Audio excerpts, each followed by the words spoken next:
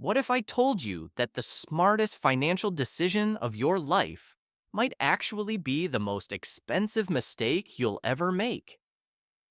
For decades, we've been sold a story. Rent is wasted money, owning a home equals success, and a mortgage is the golden bridge to wealth. But here's the uncomfortable question.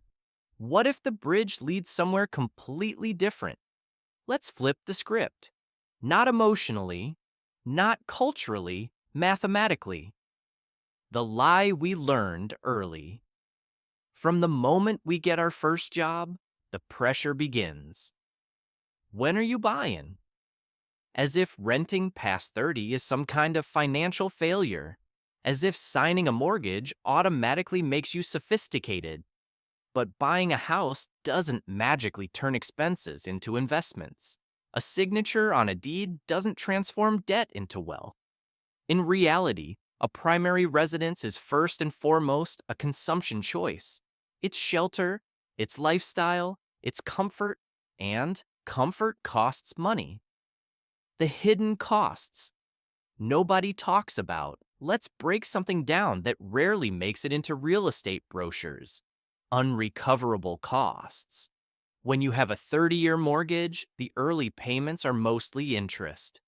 In the first years, up to 70 to 80% of your payment goes straight to the bank. Not to you, not to equity, to interest. Then add property taxes, insurance, maintenance, repairs, a new roof, a broken water heater, landscaping, HOA fees, and don't forget transaction costs. Buying and selling can quietly swallow up to 10% of the property value. Tell me again, how is that all building wealth? The most important number, price to rent ratio. There's one metric almost nobody calculates before buying, the price to rent ratio. Take the purchase price of a home and divide it by the annual rent of a comparable property. That number tells you whether buying makes financial sense. Below 15, buying may be reasonable. Above 20, renting often wins. In many major cities today, that ratio isn't 15, it's 25, 30, even higher. When that happens, you're paying a premium for ownership, a premium that may never be recovered. The down payment trap. Now, let's talk about the real wealth killer, the down payment. Imagine putting $100,000 into a house as a down payment. That money is now locked in walls and bricks. It produces no income. It cannot be rebalanced. It cannot be accessed easily. Now, imagine investing that same $100,000 into diversified assets earning 7 to 10% annually. Over decades, the difference becomes staggering. Owning one property in one city is concentration. Investing broadly is diversification. Which sounds smarter? Mobility is an asset. Here's something spreadsheets rarely capture. Freedom. What if your dream job appears in another city? What if your industry changes? What if your lifestyle priorities shift? A renter can move in weeks. A homeowner faces agent fees, closing costs, market risk, and months of friction. Mobility has value.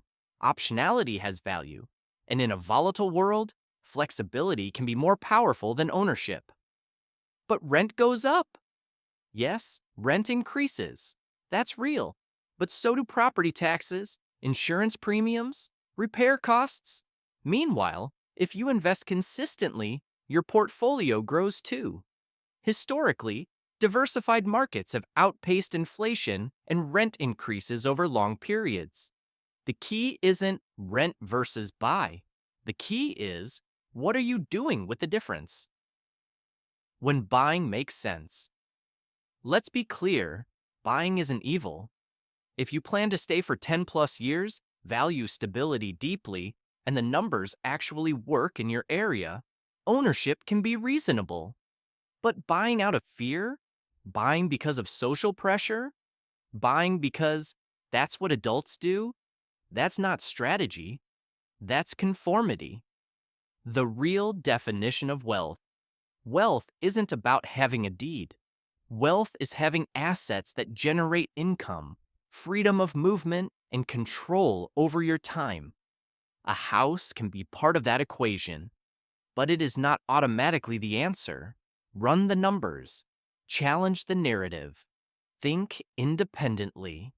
And if the math says rent, rent confidently, invest aggressively, build liquid wealth. Because financial freedom doesn't come from owning walls. It comes from owning your choices. If this changed your perspective, subscribe for more videos that break financial myths and help you build wealth on your terms.